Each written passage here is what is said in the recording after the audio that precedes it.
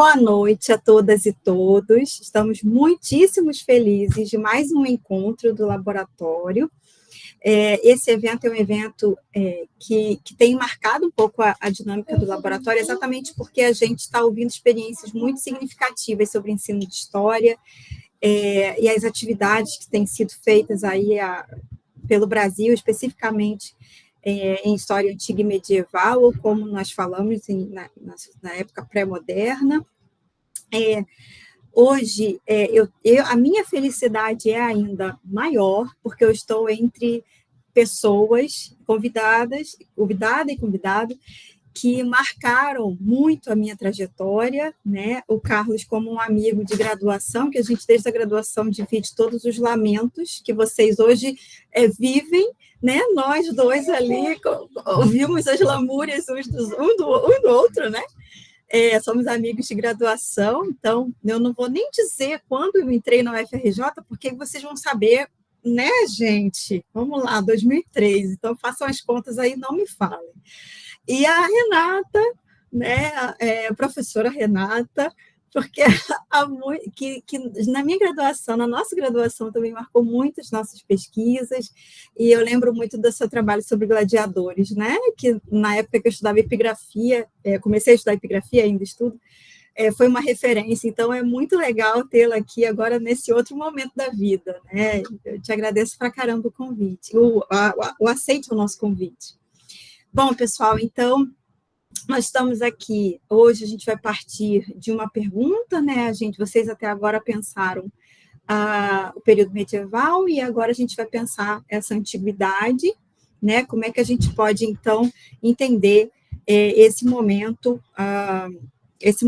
da história, e o que a gente tem pensado sobre estratégias de ensino e aprendizagem usando as redes. Eu vou apresentar, então, os nossos convidados, porque é muito complicado quando a gente está entre pessoas que a gente conhece há muito tempo, que a gente acha que todo mundo conhece há muito tempo, né? Então, isso não é a realidade. Então, vou apresentar a Renata, a professora Renata Garrafoni. Ela se graduou em História pela Universidade Estadual de Campinas, possui mestrado e doutorado em História pela mesma instituição. Ela fez seu pós-doutorado na Universidade de Birmingham, no Reino Unido, e atualmente é professora titular do Departamento de História da Federal do Paraná. Desde 2023, né, com experiência em história antiga, atuando em temas como antiguidade clássica, epigrafia, literatura latina, grupos marginalizados, romanos, leituras do mundo greco-romano na modernidade, no século XIX e XX, e também é líder do grupo de pesquisas do CNPq, Encruzilhadas de Narrativas, Discursos Biográficos, História e Literatura da Federal do Paraná. Vice-líder do grupo de pesquisa do CNPq, Antiguidade e Modernidade, História Antiga e Usos do Passado, da Unifesp. Professor Carlos Eduardo da Costa Campos, que se graduou pela Universidade do Estado do Rio de Janeiro, possui mestrado e doutorado em História pela mesma instituição, na linha Política e Cultura. Possui pós-doutorado pela Universidade do Minho, em Portugal, na área de Arqueologia. Atualmente é professor adjunto de Arqueologia, História Antiga e Medieval da Universidade do Mato Grosso do Sul, também é docente do programa de mestrado profissional em ensino de história da Universidade Estadual do Mato Grosso do Sul e do programa de pós-graduação em antropologia social da UFMS. Suas áreas de atuação são história antiga, ensino de história antiga, arqueologia e história da cultura material e patrimônio cultural. Então, esses dois são os nossos queridíssimos convidados, e que hoje, então, a gente vai discutir e vai fazer essa mesa pensando aí essa presença da antiguidade nas redes. A Maju vai falar um pouquinho, só até para que nossos convidados também entendam o que a gente fez até aqui, né? Como tem sido a dinâmica dessa atividade, né? Desse evento do laboratório. Maju. Boa noite, gente. Espero que todos se sintam acolhidos e bem-vindos. O primeiro episódio, né, desse macro-evento, que é Humanas Conecta, Experiências Docentes nas Redes, foi da área de medieval. Nós contamos com a presença dos professores Tiago Magela e do Renan Marques Birro. Foi um evento muito enriquecedor, a gente comentou sobre games, sobre várias estratégias de ensino para a área de medieval, então também estou com ótimas expectativas de que esse vai ser um evento ainda melhor, né? Esse evento está disponível no nosso canal do YouTube, então depois eu posso jogar o link aqui para vocês assistirem também. E no mais é isso. Eu queria só dar um aviso, assim, que a gente, para os ouvintes, vamos passar uma lista de frequência para vocês assinarem aí no decorrer do evento. E depois que os professores apresentarem, a gente pede que vocês guardem as perguntas para o final, que aí a gente pode fazer um bate-papo bem legal, como foi da última vez. A gente vai começar a atividade efetivamente ouvindo a professora Renata. Por favor, Renata. Obrigada. Obrigada, boa noite para todo mundo que está por aí. E que em algum momento vai nos ver depois também, né? Que é como vai ficar gravado, né? Eu gostaria de dizer que é um prazer enorme estar aqui, né? Essa tarde com vocês. Agradecer muito o convite da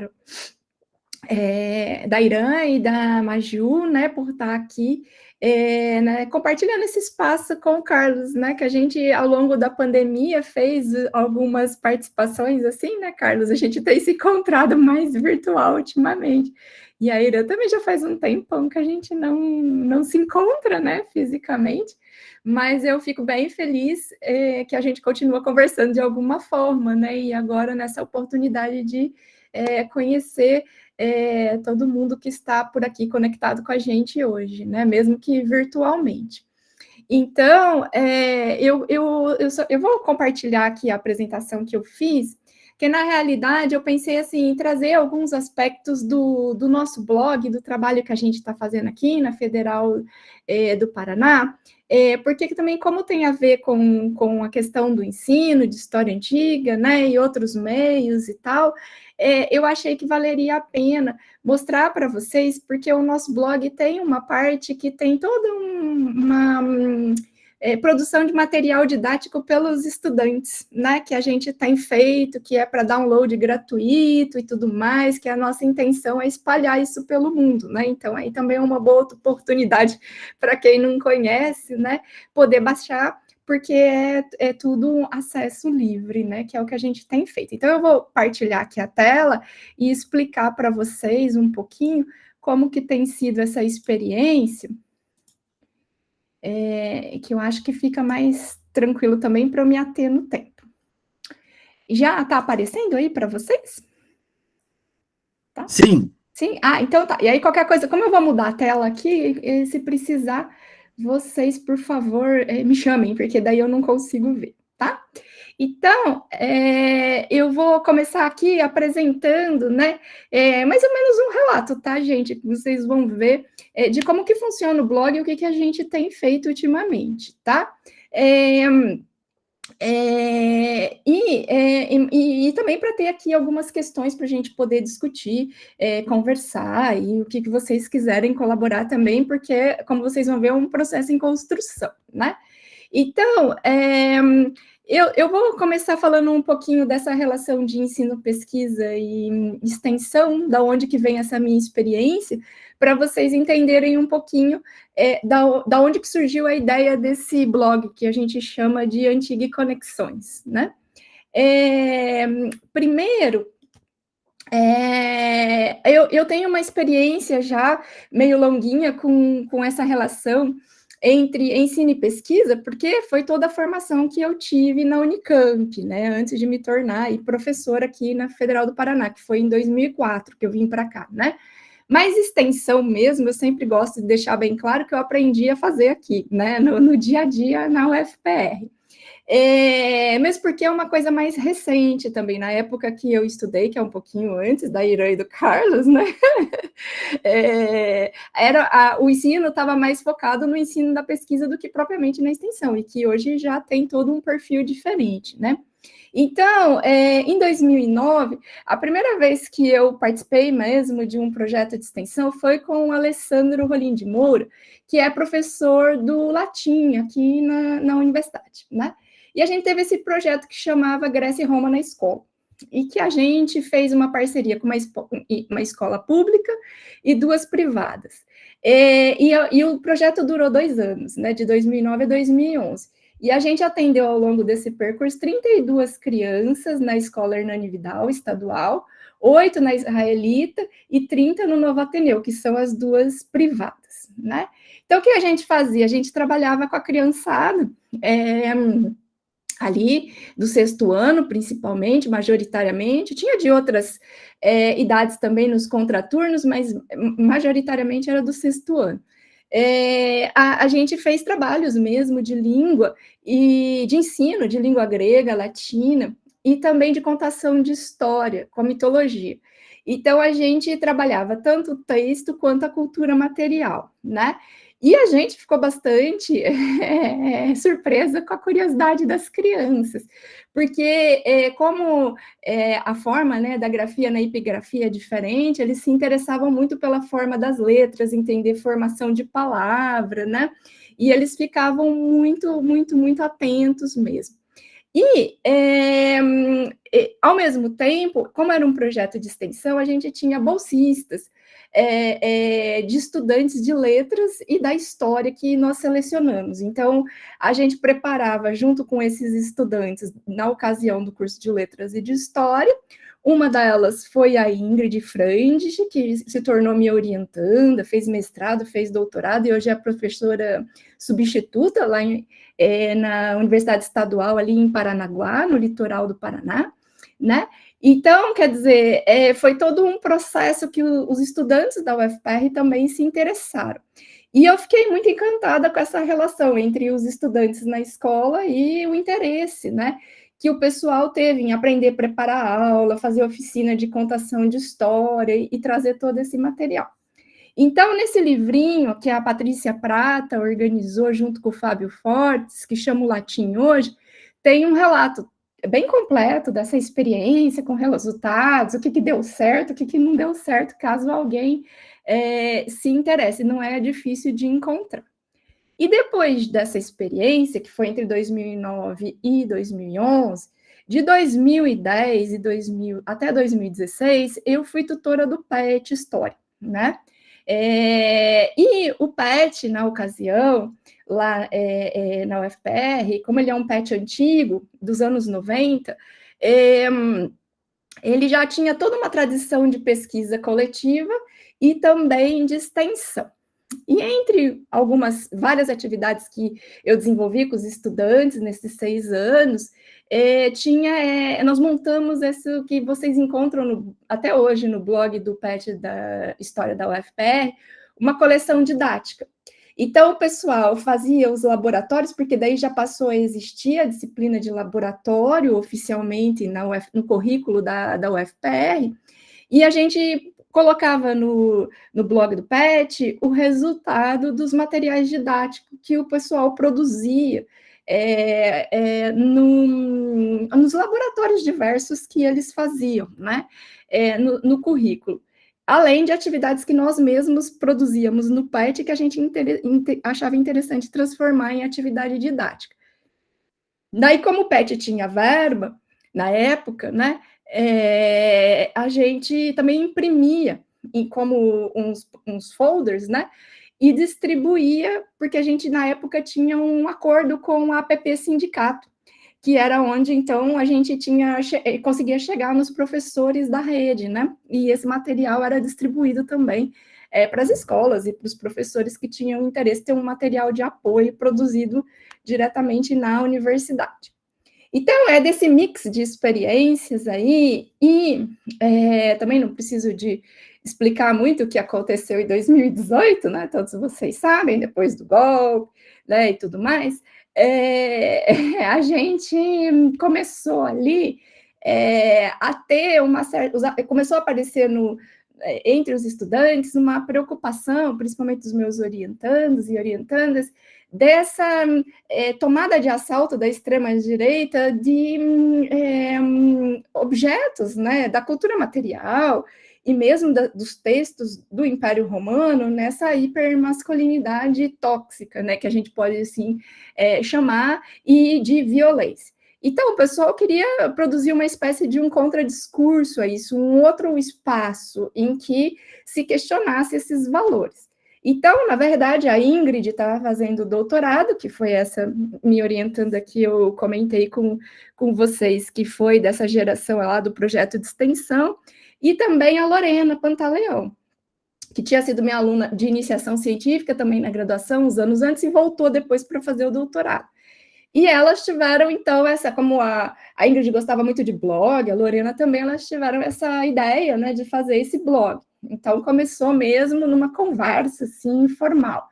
E a gente, início de 2019, conseguiu montar, finalmente, né, uma ideia de como que ele seria, né? E o que teria de conteúdo nele, já que a ideia era contrapor esses discursos autoritários que estavam surgindo aí a partir do Império Romano. Então, a gente tinha algumas ideias, assim, meio combinadas, né? Que era um trabalho coletivo, a gente conversava antes, tinha reuniões mensais naquela época, ou às vezes a cada 15 dias, e era meio livre, as pessoas iam escrevendo de temas variados, né? Alguns textos no blog de temas que estavam chamando a atenção dos estudantes, né? E a gente definiu que ele ia ser nessa plataforma, o WordPress. Então, era uma coisa bem solta, assim. Aí a Lorena teve essa ideia de entrevistar os professores, né, que já tinham uma formação, uma estrada longa de percurso no Brasil. Então, a gente tem 17 entrevistas lá no blog, com várias pessoas que responderam para a gente, né?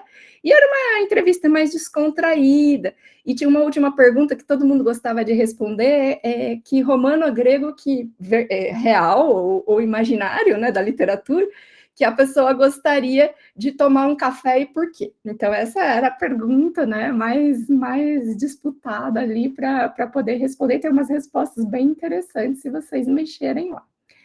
Aí a gente conectou o perfil com o Facebook e o Instagram, e em 2020 veio a pandemia.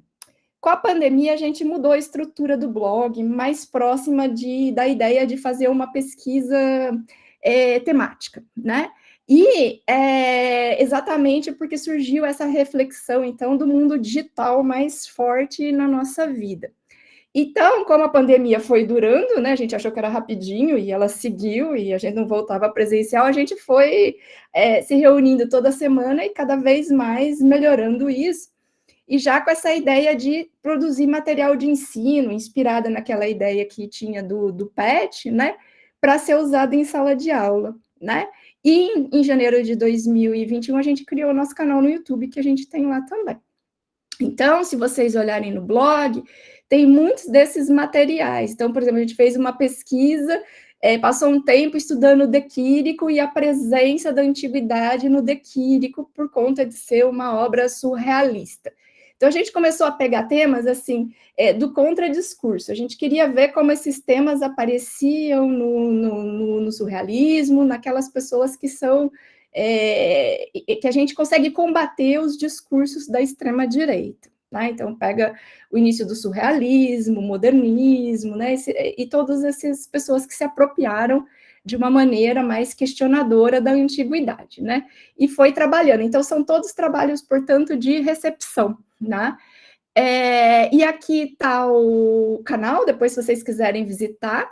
Como eu já estava envolvido num projeto com o pessoal da Espanha, de recepção de Pompeia, o pessoal se empolgou com o nosso canal, então lá também tem palestras de professores estrangeiros, tá? Tem nossos convidados, mas também tem algumas palestras do pessoal da Espanha, principalmente. E tem também alguns... Qualquer coisa, vocês me avisam do tempo, que eu estou quase terminando, tá? Nós temos aqui também vídeos. Esse é produzido pela Letícia, de uma pesquisa que foi feita sobre o Leminski, né? Porque o Leminski é um tradutor do Satíricon, né? Do Petrone, então a gente fez uma questão aí do Leminski, né? Também tem esse tipo de material lá no nosso canal do YouTube. E como a Jane, na ocasião de Oliveira, era professora no EPG e ela foi acompanhando o nosso blog, ela tinha um projeto de extensão. Aí ela perguntou para mim se não dava para pôr o material que o pessoal estava produzindo no blog. Então, a gente criou uma aba que vocês encontram no blog, que é parcerias.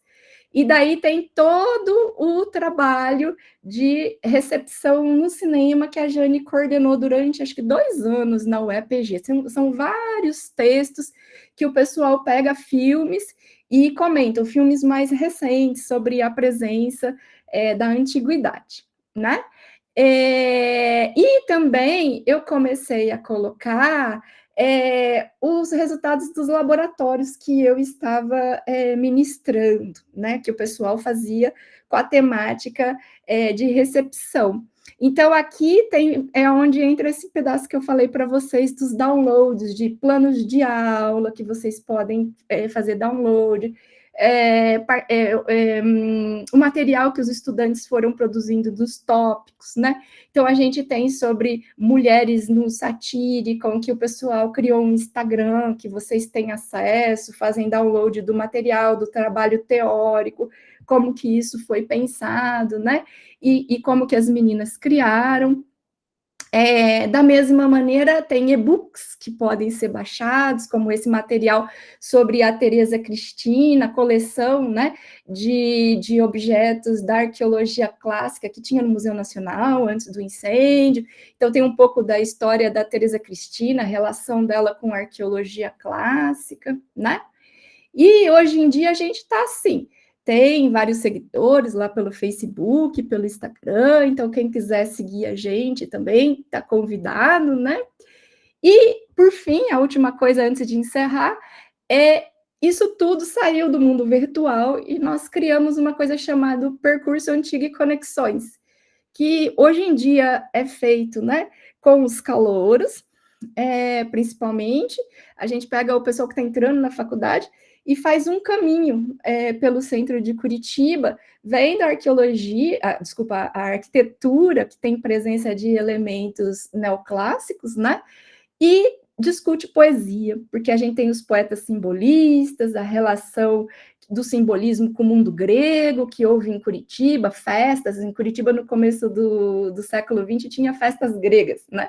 Então, aí, os estudantes do grupo, que são meus orientandos, a gente tem trabalhado, levantado esse material, pesquisado essas revistas, e nós montamos esse roteiro, que dura cerca de 1 hora e pouquinho, que ainda, quando der tempo, em algum momento, né, eu vou transformar esse, sim, num projeto de extensão, que ainda está essa ideia um pouco em stand-by, né?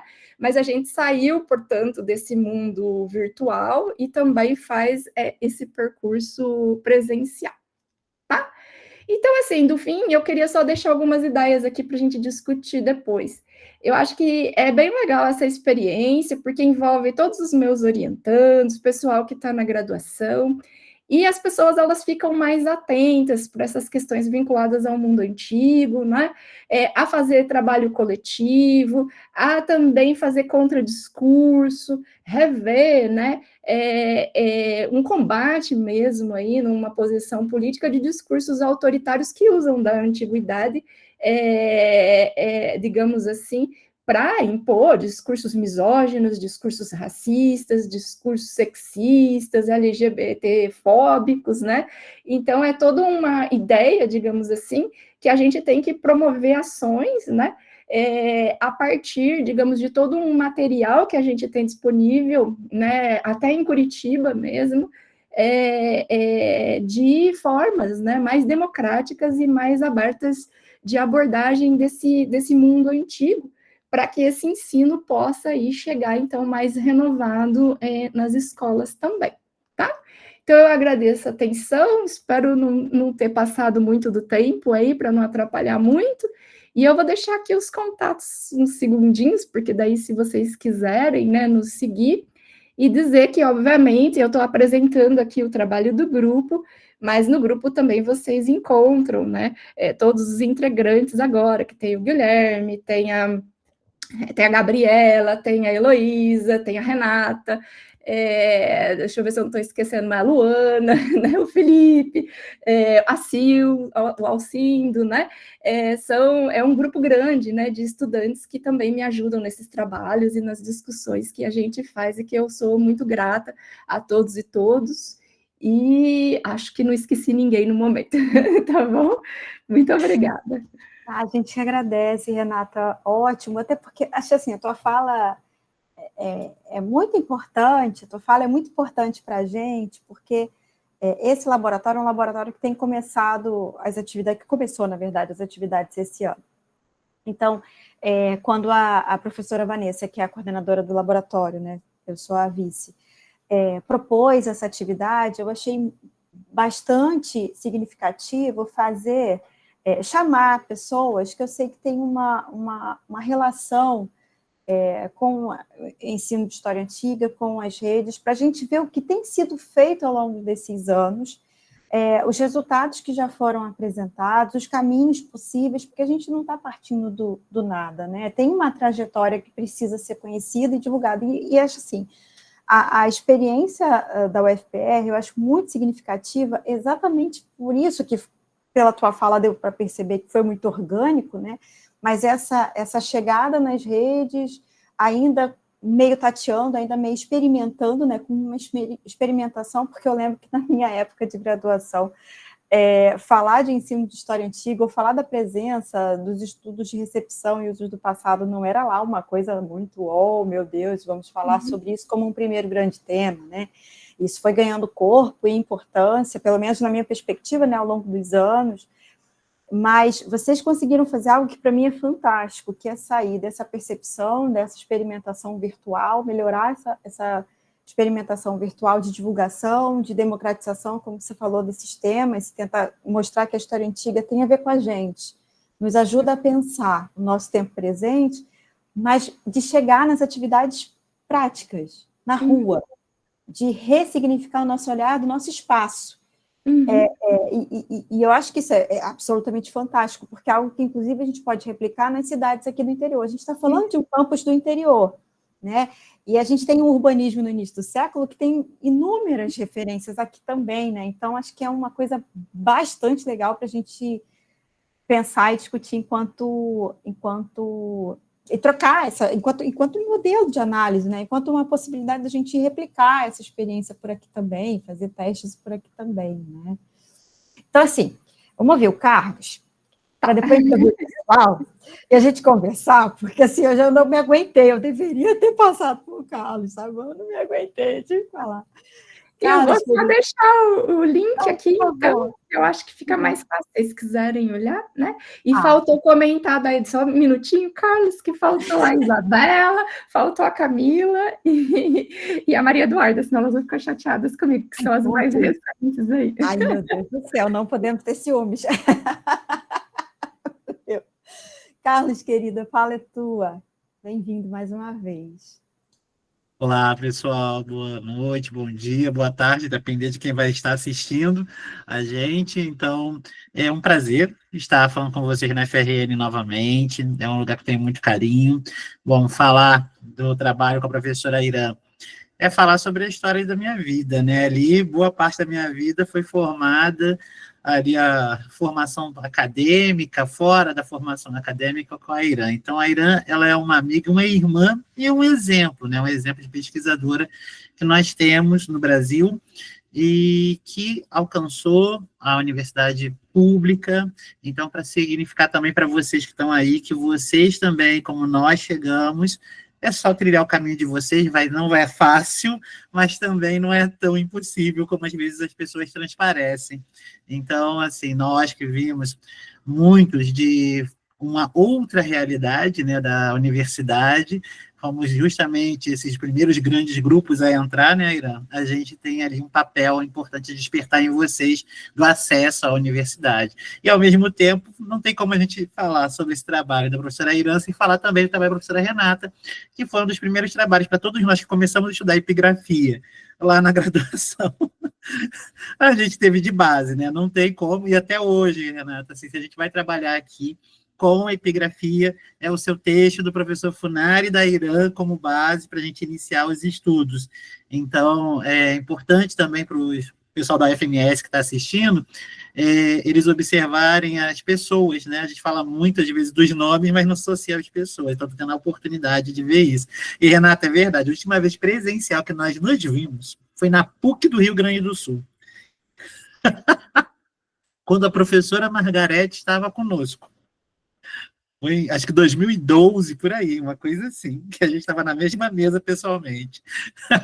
Então, assim, para a gente ver quanto tempo tem, né? E ao mesmo tempo como que hoje a internet nos possibilita a gente estar conectados, porque ao mesmo tempo te vi várias vezes em mesas ao longo dos últimos anos por causa do online. A Irã, a gente se fala direto também, dá para falar sobre isso.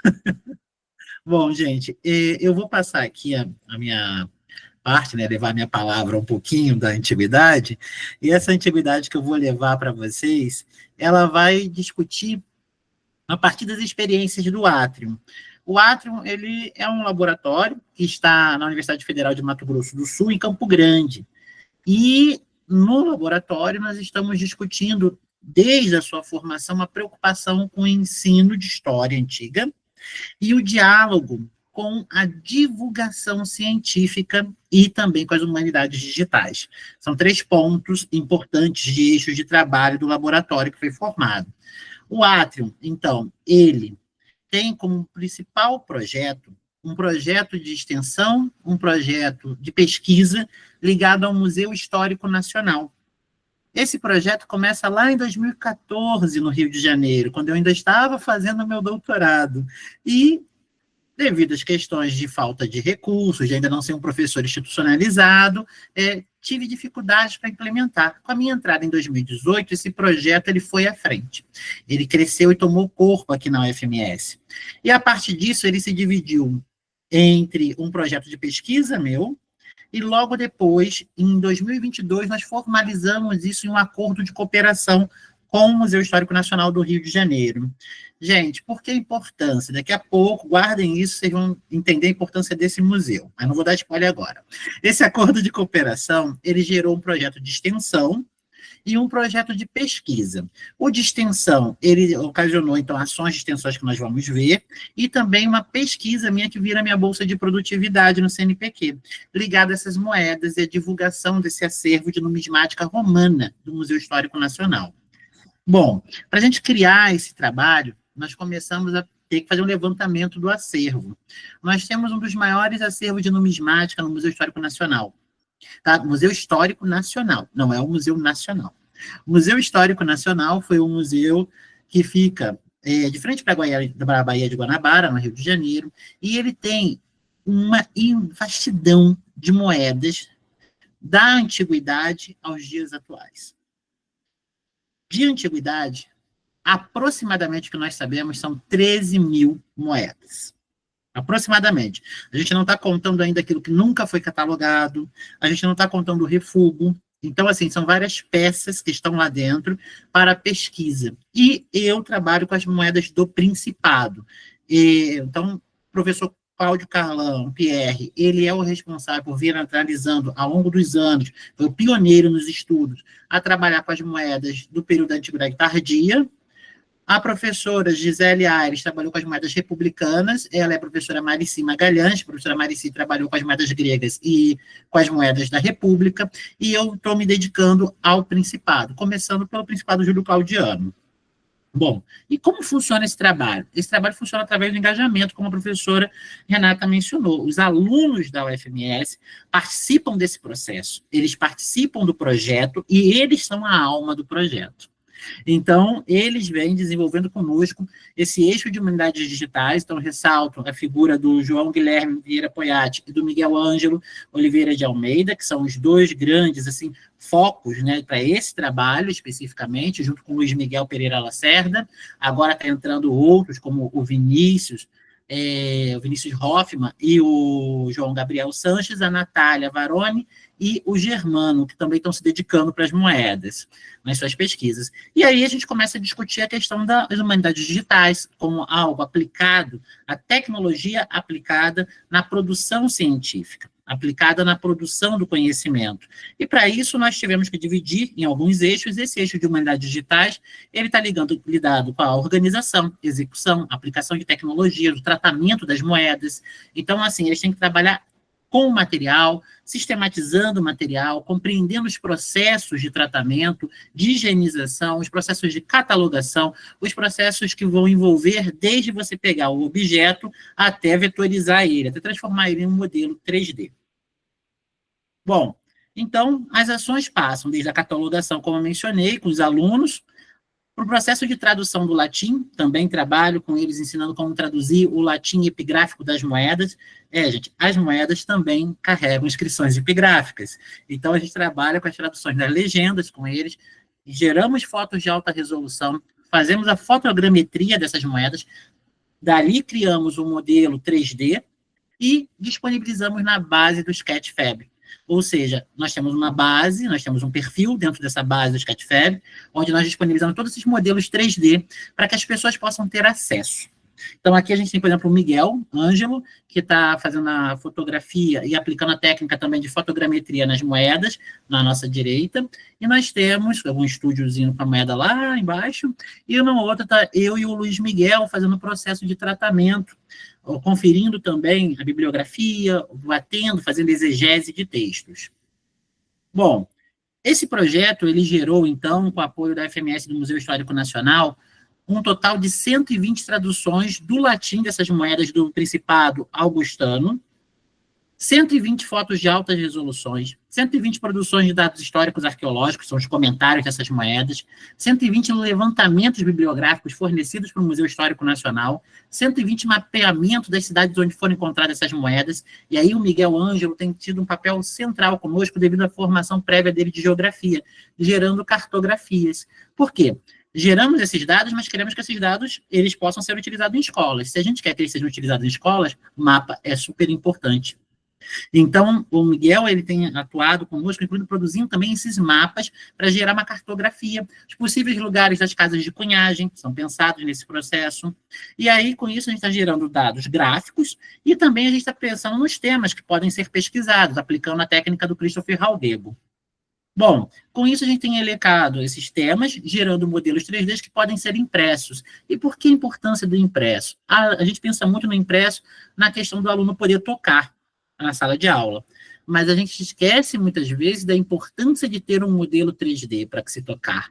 Ter um modelo 3D para se tocar é gerar acessibilidade. Se a gente gera acessibilidade, nós vamos atingir pessoas, principalmente, que têm baixa visão, que têm deficiência visual. Então, além de tudo, a nossa preocupação com os modelos 3D estão ligados às questões das acessibilidades em sala de aula. A gente já trabalhou agora com esse modelo 3D e vamos passar agora para os próximos anos o processo de impressão e criação das caixas de educação patrimoniais. Essas caixas a gente já produziu uma para a pré-história e estamos indo agora produzindo essa para o âmbito da sala de aula, como para os professores, onde os professores das redes públicas e privadas de Mato Grosso do Sul podem nos procurar. Eles nos procuram, conversam conosco, assinam um termo, levam a caixa e eles têm compromisso de devolver a caixa dentro do prazo. Então, esse é o projeto, né, uma das etapas futuras que o projeto está caminhando. Bom, para isso, a gente também precisa pensar na divulgação científica desses resultados. Minha preocupação não é um trabalho para ficar entre pares na universidade, discutindo entre pares e pensando entre pares.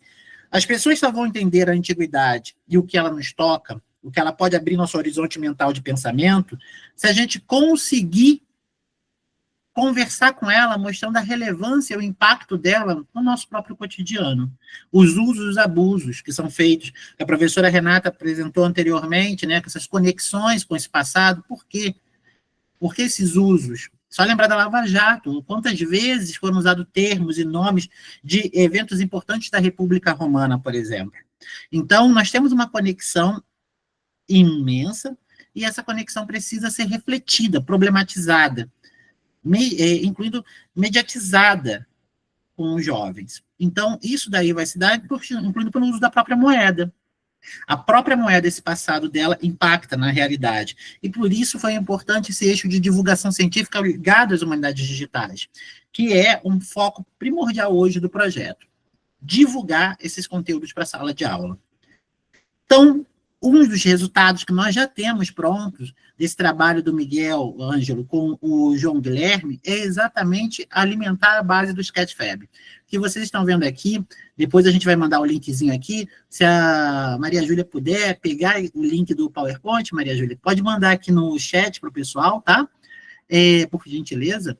O que acontece? O Sketchfab ele permite que vocês visualizem as moedas que estão totalmente possíveis de serem analisadas, trabalhadas em sala de aula, seja pelo celular, seja através do computador, e com esse material vocês conseguem dar aula, por exemplo, do Principado Romano, trabalhando com iconografia. Lembrando que nós tivemos uma preocupação, que foi uma grande discussão, e eu falo, esse trabalho é coletivo, mas a coletividade dele central é os estudantes. Eles dão as ideias, eles conversam, e uma das coisas importantes que nós sempre discutimos é a orientação da moeda. Por exemplo, a moeda, ela vai ter uma orientação do anverso e do reverso, da cara e da coroa. E nós reparamos que muitos museus europeus, quando se fazem um modelo 3D, eles tentam ajustar, eles tentam modificar esse anverso, esse reverso, não respeitando, às vezes, a orientação original da moeda. E nós botamos a moeda como ela estava no MHN, como ela estava no museu, anotando e respeitando a orientação do objeto. Por quê? Porque para que ele se torne próximo ao real, incluindo, ele tem que ser pensado na sua construção 3D nisso. Passando aqui. Além disso, nós temos também como mídia, professora Irã, ainda continuando a nossa pergunta, além da questão das bases, né, da base digital, nós temos também o nosso canal do Atrium no YouTube. E no canal, a gente gerou ao longo desses últimos anos as animações 3D. Tanto animações 3D como 2D. E dessas animações, a gente tem as animações contando a história do Museu Histórico Nacional, tendo personagens que tenham representatividade na comunidade sul-mato-grossense. Ou seja, ou eles são personagens, na maior parte, negros ou indígenas. Então, isso foi uma preocupação que a escola se visse nos personagens. Então, aqui a gente tem um quadradinho, né, com uma das imagens, que é o Gustavo, que faz ligação ao Gustavo Barroso, que foi o fundador, né, o grande mentor do desenvolvimento do Museu Histórico Nacional, e também a gente faz essa relação do museu dialogando com a cultura daqui. Então, quando a gente vai discutir patrimônio cultural, a gente discute patrimônios do Mato Grosso do Sul em relação com o que está lá no Rio de Janeiro e que está relativo à humanidade. Então, isso é muito importante também de pensar que eles têm que se ver na sua história. Outro ponto importante é que cada Sketchfab produzido, ele vira também uma moeda de cada vez, que é, além de você ter o sketch, que você pode mexer, você pode visualizar, nós temos uma animação que conta a história de uma moeda. Então, nós temos uma animação de até 1 minuto, onde ela vai contar a história dos personagens. Por exemplo, o último foi sobre a Batalha do Ácio. Então, a gente vai falando sobre a história dos personagens a partir da iconografia e das legendas da moeda. Tudo isso feito pelos alunos. Nós temos algumas que discutem a questão das animações para divulgação científica, falando também sobre o que é a moeda, o que é a numismática, aí com um minuto, mas com conteúdo mais denso. Os podcasts, onde nós estamos fazendo um levantamento para que as pessoas possam conhecer sobre a história dos numismatas brasileiros. E aí a gente começou com o professor Pedro Paulo Funari, passamos pelo professor Carlan, professor Wagner Porto, estamos na professora Gisele Aires, e já tem mais 2 para vir, que é a professora Florenzano e a professora Milena Ogawa. E vai continuar, porque a ideia é eternizar esses personagens, é dar a eles voz como marco na história dos estudos numismáticos no país. A coletânea Numisma online, para que qualquer pessoa possa acessar, discutindo, incluindo com a Sociedade Numismática Brasileira, alguns pontos sobre a função social da sociedade, e trazendo os pesquisadores sobre os temas, pensando sempre em material para a sala de aula. As cartilhas, que vão ter, incluindo a camisa verde, que vocês podem observar aí na estampa, ela é a camisa da Educação Básica de Mato Grosso do Sul. Então, a ideia é pensar principalmente que nas histórias das cartilhas, um material ligado à animação, onde as pessoas possam se ver, as crianças estão se vendo, elas estão vendo a sua indumentária, elas estão se relacionando com a identidade dessa história. E, fechando, então, gente, a equipe do projeto, ele é coordenado por mim, mas ele é composto por diversos discentes e tem como foco primordial uma relação entre ensino, pesquisa, extensão e inovação, para divulgação científica com as humanidades digitais aplicadas.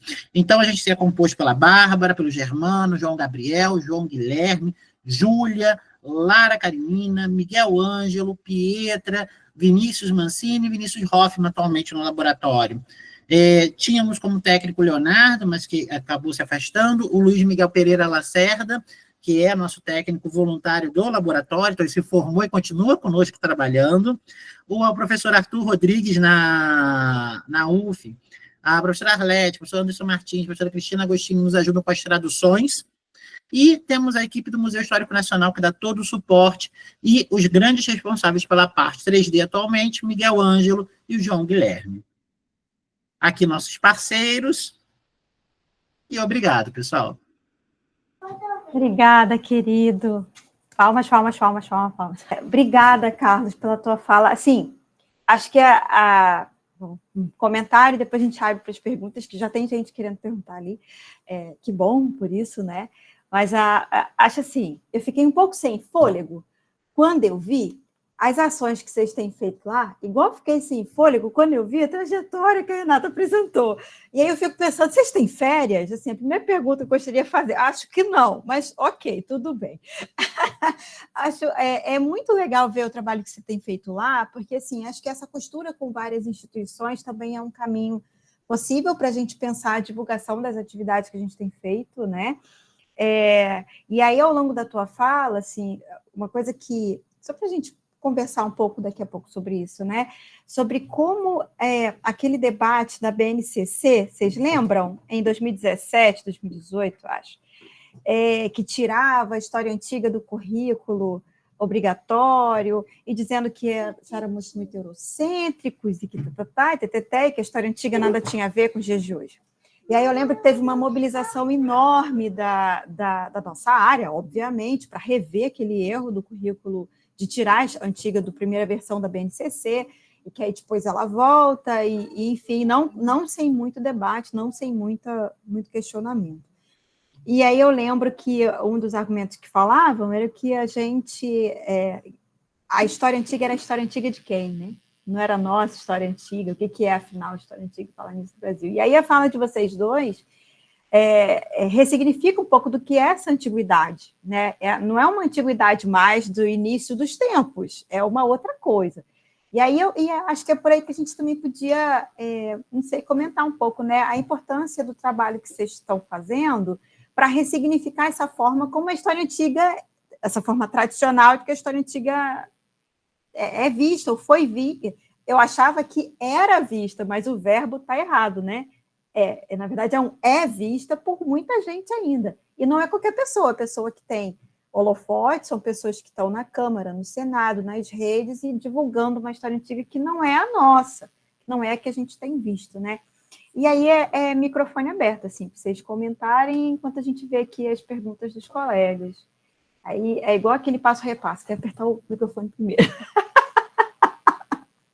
Por favor, vamos lá, Renata, pode começar? Pode comentar um pouquinho? Posso. Gente, faltou a Gabriela, tá? Só corrigindo. Falta. Eu devia ter feito que nem o Carlos, colocado o nome de todo mundo. Então, olha, eu também fiquei bastante fascinada com o trabalho que o Carlos também está fazendo. Eu conheci uma parte que às vezes eu vejo, né, as publicações que você faz pelas redes sociais, né? Mas agora vendo todo, realmente, eu acho que é um trabalho de fôlego assim muito interessante. E eu acho assim, respondendo assim brevemente o que a Irã colocou, porque é uma questão gigante, né? E também é muito importante para a gente. Do meu ponto de vista, eu penso assim. Eu acho que tem toda uma preocupação que está gerando uma sensibilidade maior hoje em dia, que é rever muito dessas questões, porque muitas vezes a gente estava dentro dos nossos trabalhos, por mais que eles tivessem teorias renovadas e questões outras, né, outros tipos de conexão, ele estava muito focado com coisas relacionadas à pesquisa. E então a gente assim estava focado no ensino, né? Eu acho também, porque uma coisa vem com a outra, Mas essa forma nova que aparece a extensão, e principalmente essa experiência, eu acho que eu fui adquirindo tendo sido tutora do PET, eu acho que mudou muito a minha visão, sabe, de como fazer essa articulação. E daí eu entendo hoje os estudos de recepção como bem importante para a gente, assim, porque dá para fazer as duas coisas, né? Quase sempre, porque a pessoa vai se interagindo com o que está acontecendo e vai chegar na antiguidade de alguma maneira, né? E ela chega com mais significado, né, para as pessoas, que eu acho que é um pouco isso que o Carlos está mostrando também, quando ele faz as cartilhas que envolvem os estudantes. Então, eu acho que são preocupações que, do meu ponto de vista, faz com que a gente pense a nossa própria ação como professor dentro da universidade, para ver outras formas, né, de fazer esse ensino, né? E eu acho que também está concatenado com as insatisfações dos nossos alunos, né? Porque eles também estimulam a gente a pensar outras questões. Então, hoje em dia, eu penso muito isso. Para realizar esse diálogo de uma forma mais orgânica, eu entendo que os estudos da recepção, eles são bastante importantes, né? Ao mesmo tempo atrelada, né, lógico, com que a gente vai fazendo na antiguidade. Mas tem aparecido muito isso. Então, combate a discursos, como eu disse, racistas, compreender como são feitos esses usos, por que as pessoas, né, elitizam tanto essa forma de conhecimento, né? Eu gosto uma passagem da Lorna Hardwick que ela fala, ela era uma cultura, a cultura greco-romana, que tinha desde membros da elite a pessoas escravizadas das camadas populares, elas estavam em conflito, mas inseridas dentro de um âmbito cultural. Como que isso, de repente, parou sendo a mão, tipo, a fatia só de um determinado grupo que pode acessar, né? Então, isso por si só já mostra o problema, né? Que é romper um pouco com essas leituras elitistas que surgiram no século XIX, compreender o poder disso, aonde isso nos levou e como que a gente pode rechaçar, né? Porque aí a gente estava fazendo a pesquisa mais recente sobre o Picasso, tem uma passagem que todo mundo adorou lá, de uma fala do Picasso, que ele diz assim, a gente vai se apossar dessa antiguidade e fazer outra coisa que nós não vamos facilitar para os fascistas, não. Então, assim, era muito consciente da parte de muitos deles que a gente tem que tomar de assalto isso, que senão vai deixando, o pessoal vai levando tudo, né? Então, acho que isso é um pouco dessa reflexão, assim, né, dessa vitalidade, dos conflitos, né, que existem, dos discursos que passam isso, e de como que a gente pode estudar essa antiguidade de uma outra maneira, né? Acho que seria isso, para não me estender muito. Sim, total. É importantíssimo o que você está falando, Carlos, e aí? Aí ela passa a bola para ti. Agora não, se vê no estudo aí, ó. Bom, eu tenho uma discussão um pouco política sobre essa questão, que nós temos que pensar, tendo em vista que nós tivemos ter uma nova transformação de 2003 para cá com a ascensão do governo Lula e com a questão das políticas públicas que também geraram acesso de várias outras camadas sociais que também possibilitaram que um novo olhar para a antiguidade começasse a ser problematizado nas salas de aula e na nossa própria formação. Então, eu penso assim, além dessas questões que já vieram, que a professora Renata falou, a gente tem que pensar também nesse novo grupo que passou a estudar a antiguidade, que passou a se apropriar da antiguidade e refletir sobre a antiguidade e viraram professores. Né? A gente não pode esquecer que nós somos ainda, eu e você, por exemplo, uma minoria de professores negros na área de antiga. Então, mas que aumentou muito, se a gente pensar significativamente no que foi nas décadas passadas. Então, assim, isso tudo gerou um impacto que gerou... Eu vejo que havia uma torre de marfim nos estudos de antiguidade. E eu penso que essa torre de marfim, com a popularização do acesso à universidade, se transformou. E no que se transformou, ela possibilitou novos olhares para a antiguidade. Por exemplo, pesquisas sobre recepção, como a professora Renata estava mencionando, pesquisas sobre o ensino de história, como você mencionou, eram vistas pelos próprios pesquisadores da antiguidade como uma coisa, não, esse tema não. Isso não é história antiga. E olha o que é hoje, o que sustenta a história antiga e que virou o grande mote dos anos da BNCC para cá é o ensino de história antiga. Essa história antiga que não é mais simplesmente abrir um livro somente e ficar citando os textos de Platão e refletindo Platão. É você pegar o Platão e refletir a sociedade dele e pensar como levar essa sociedade que ele está ali plasmando pode ir para a sala de aula. É você problematizar isso que a Renata já vem fazendo esse trabalho com o PET, por exemplo. É pensar o que o professor Funari já vem discutindo há muito tempo sobre os usos do passado junto com a professora Renata. Então, assim, eu creio que esse movimento, iniciado pelo professor Funari, professora Renata e outros, impactou nessa nova forma e que ganhou cada vez mais adeptos nesse novo olhar, dos anos 2000 para cá. A Lei 10.639, com a história do ensino de história da África, ela não impactou apenas em colocar a história da África no currículo. Ela impactou em fazer a gente repensar a forma de fazer, incluindo história antiga. Ela fez com que a gente olhasse para outras antiguidades, para outros medievos, que a gente não olhava até então, sempre esteve lá no documento histórico, mas a gente não olhava. Então, eu creio que nós vivemos ainda uma resistência de alguns professores e de algumas áreas, porque eles querem código de vaga da área de história antiga. Eu me desculpo, mas eu vou ser muito direto. Eles têm consciência. Se eles vão no cemitério, eles não conseguem identificar dentro do cemitério a arte tumular como um vestígio neoclássico. Eu não sei o que essas pessoas, elas, então, estão ocupando cargos que não conseguem compreender essa antiguidade que está aqui. Então, eu sou muito direto nessa questão. Há uma questão política e um interesse em dizer que a antiguidade não tem relação com o nosso cotidiano. E isso daí é um interesse, não é um fato. Porque se a gente for para o nosso cotidiano, bom, a gente está aqui falando uma língua neolatina.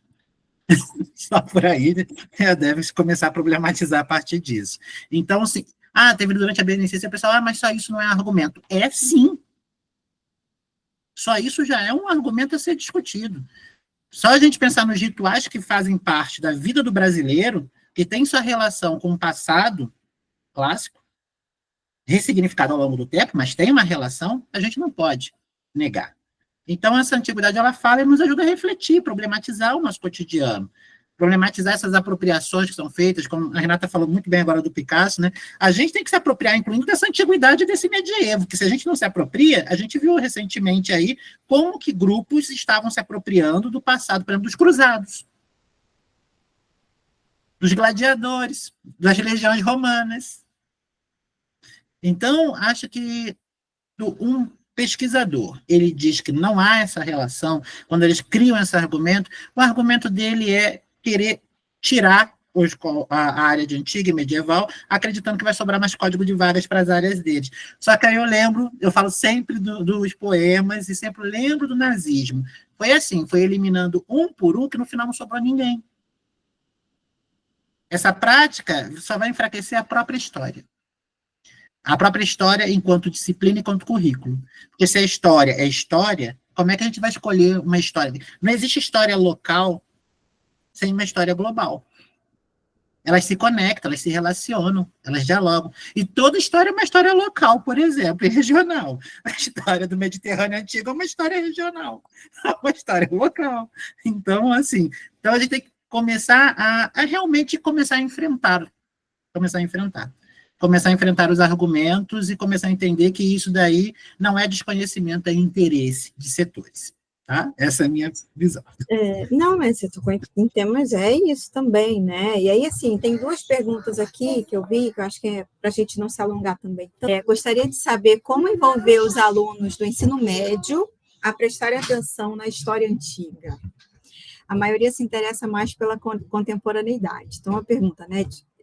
Como é que a gente pode envolver esses alunos, essas novas gerações, no estudo, na compreensão dessa história antiga? E aí eu já vou emendar na outra, porque aí a gente já faz uma rodada assim de...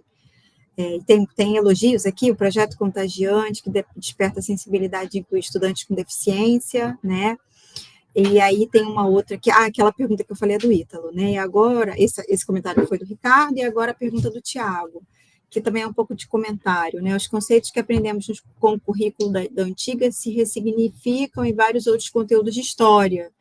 Ele trabalha com conceitos de império, colonização e escravidão sobre a perspectiva da gamificação, em particular de um jogo intitulado Shadow of Rome. Né? Então, aí são duas questões, acho que uma questão acaba entrando na outra, né? Como é que a gente pode despertar o interesse das novas gerações para a história antiga e, de certa maneira, como isso já é feito, e aí é um ponto que eu acho interessante, né? Isso tem sido feito por pessoas que não são de história antiga, ficam produzindo esses jogos e tudo mais, né? E aí, acho que antes da gente começar, eu estava pensando muito nisso, né? Como é que a gente de antiga também, às vezes, não tem como a gente dar conta de tudo, não tem como dar conta de tudo, né? Os nossos projetos de extensão, eles abrem caminhos para pensar questões a partir do lugar das pessoas que participam do projeto de extensão. Mas fica aí, né, uma questão, né? Como a gente também não tem que ocupar alguns espaços que têm sido ocupados por pessoas que não são da área.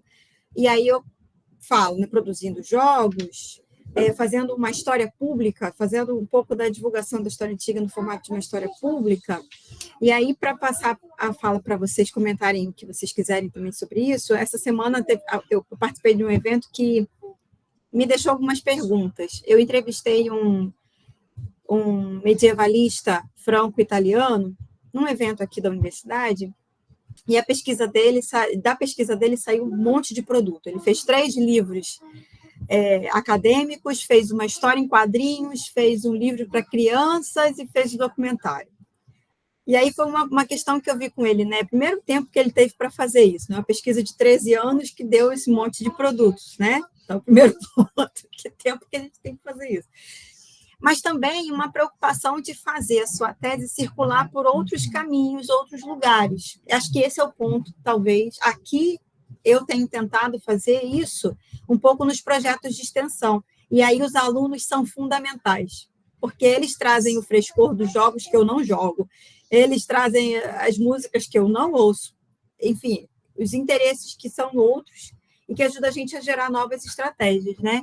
E aí eu queria ouvir um pouquinho vocês, porque assim, vamos fazer só essa rodada de perguntas por causa da hora, mas tentando perceber também o que vocês pensam disso tudo, né? E quais caminhos que vocês têm vislumbrado para as atividades atuais de vocês. Desculpa, vou começar pela Renata de novo, desculpa.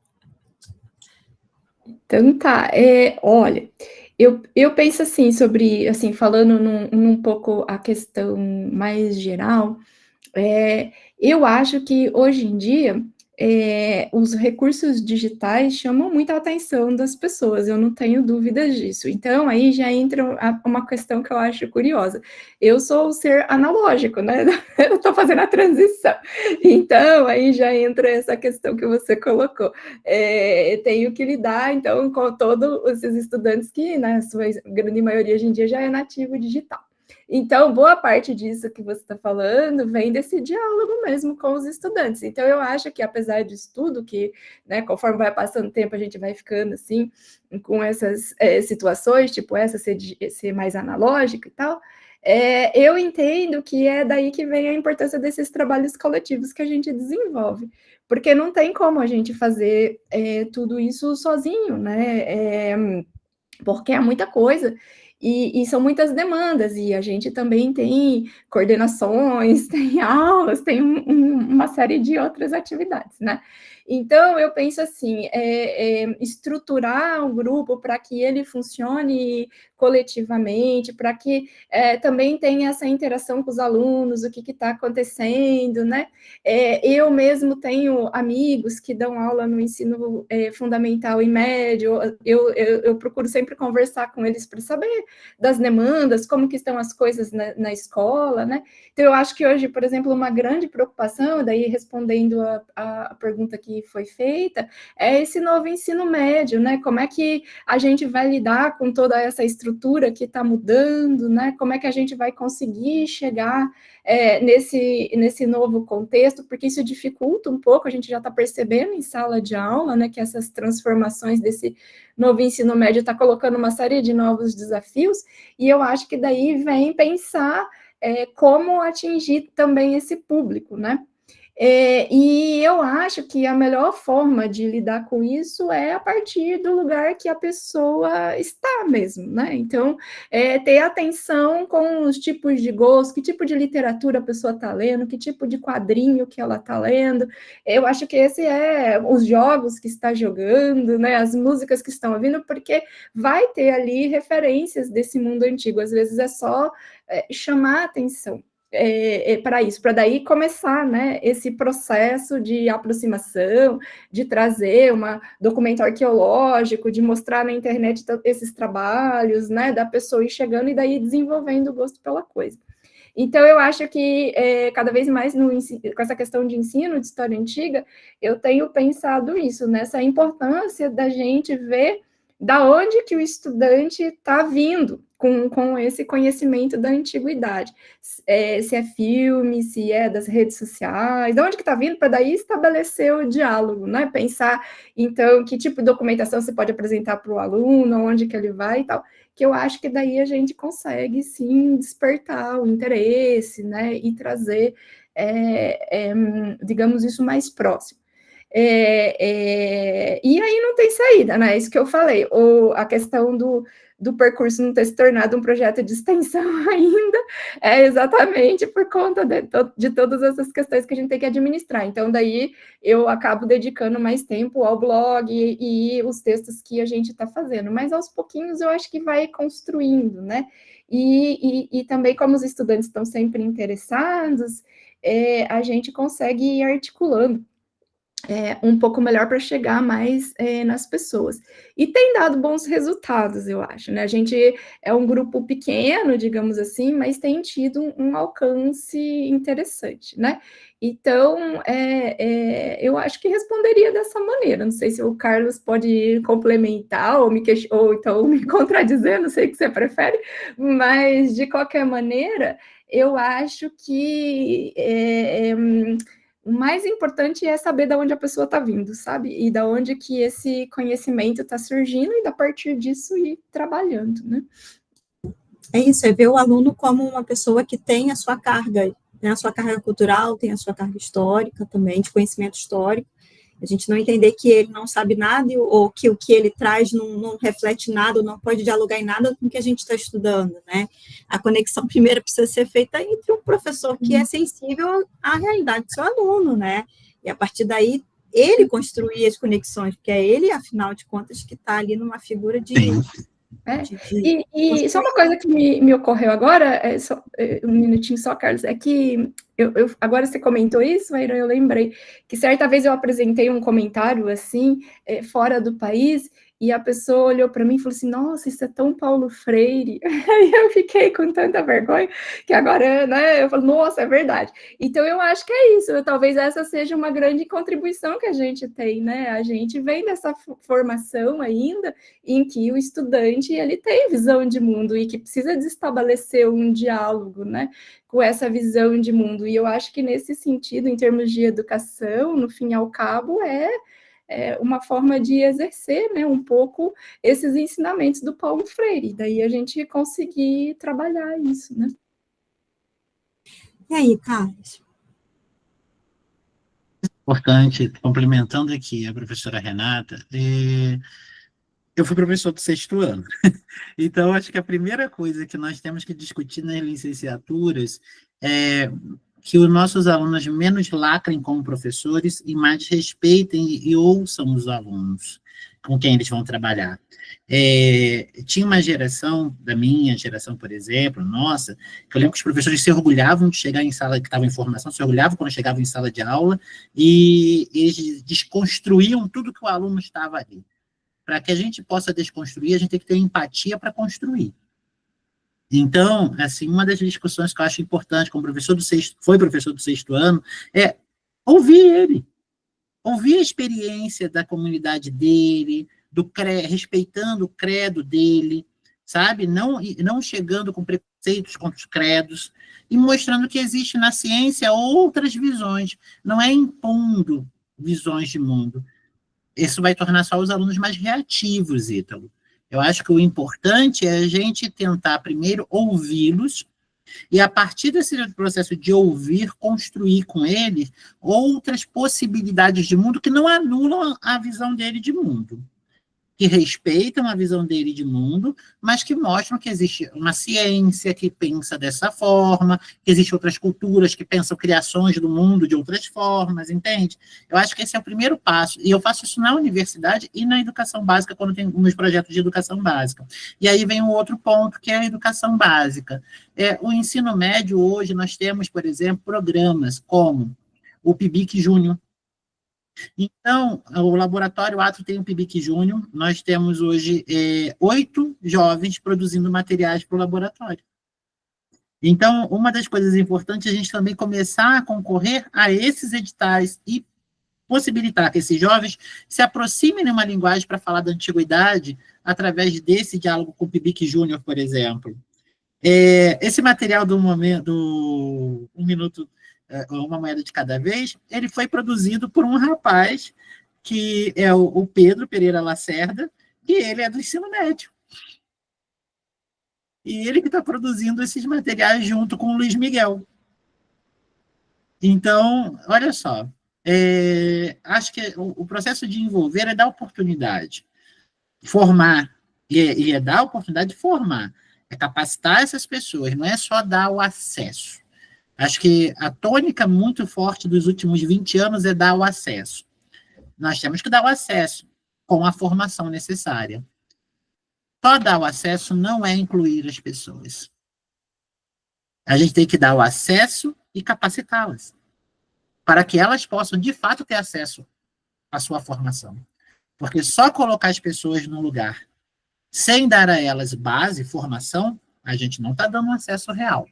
Então, acho que o envolver é isso que o Ítalo falou, a gente pegar, dar o acesso, possibilitar que essas pessoas estejam no espaço, formando elas, dando a elas espaço, dando a elas acessibilidade real na sua formação. Então, eu acho que isso é fundamental para a gente poder envolver tanto universitários como o ensino fundamental e médio. É a minha perspectiva, assim.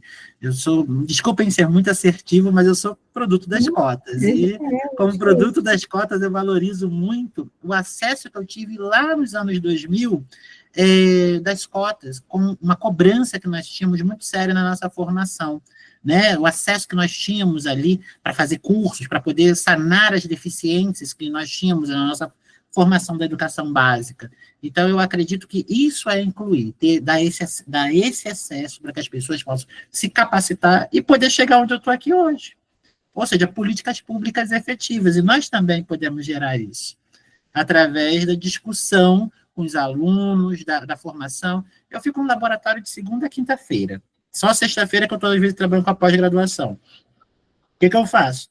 Eles discutem todos os dias. Material, vamos lá, reescreve, entrega, fez uma coisa, não, refaz, senta aqui, vamos lá. Senta do meu lado e quero que você refaça.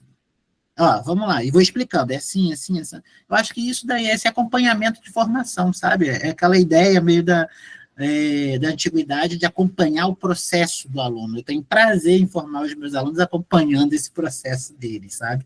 De estar com eles no cotidiano. Acho que é esse o caminho. Se a gente quer acesso real, eles precisam ter o nosso acompanhamento para isso. Então, eu acho que é isso, acho que a gente fez nós fizemos um balanço aqui, né, de possibilidades,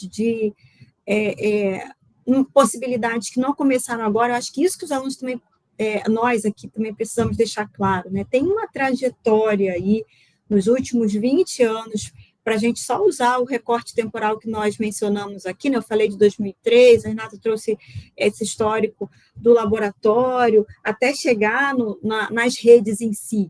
Então, isso que aparece na rede não é o fim, mas é uma parte de um processo de ensino, de pesquisa, que é a raiz do saber, do conhecimento que a gente produz na universidade, né?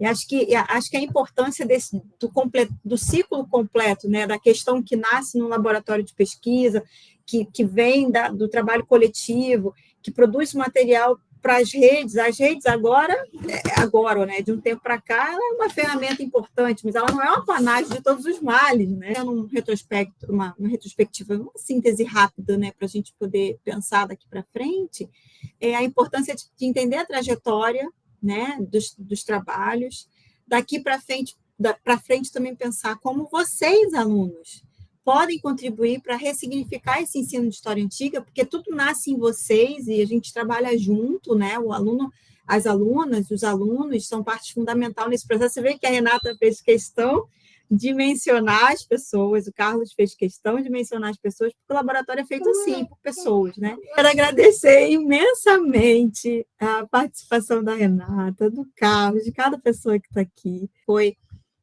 para mim, uma experiência muito boa rever meus amigos, nossos amigos aqui, nossos colegas de trabalho.